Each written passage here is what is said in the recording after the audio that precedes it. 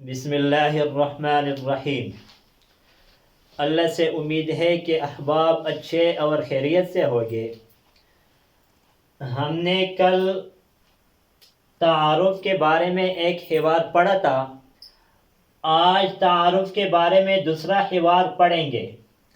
تعارف اور التحیہ کا معنی کل گزرا تھا۔ محمد السلام علیکم ورحمۃ اللہ وبرکاتہ۔ شریف کہتا ہے وعلیکم السلام ورحمۃ اللہ وبرکاتہ۔ ابھی محمد شریف سے پوچھتا ہے من این انت، آپ کہاں سے ہو؟ تو کن زئی، شریف کہتا ہے انا من پاکستان، میں پاکستان سے ہوں۔ انا من افغانستان، میں افغانستان سے ہوں۔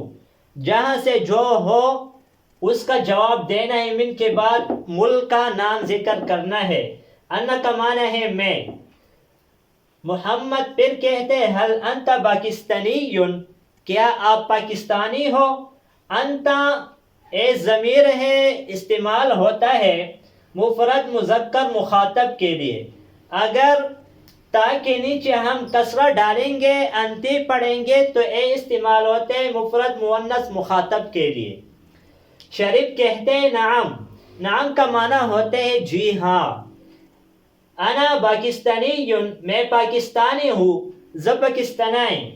اور شریف محمد سے پوچھتے ہیں وما جنسیتک انت، اور آپ کا نیشنلٹی کیا ہے؟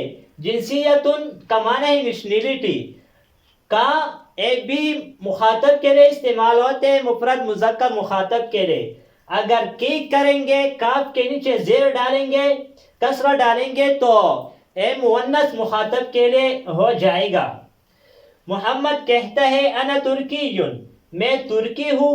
انا من ترکیہ، اور میں ترک سے ہوں۔ شریف کہتا ہے اہلا و سہلا، مرحبا۔ آج اس سبق پر اکتفا کریں گے، آئندہ ویڈیو میں ملیں گے۔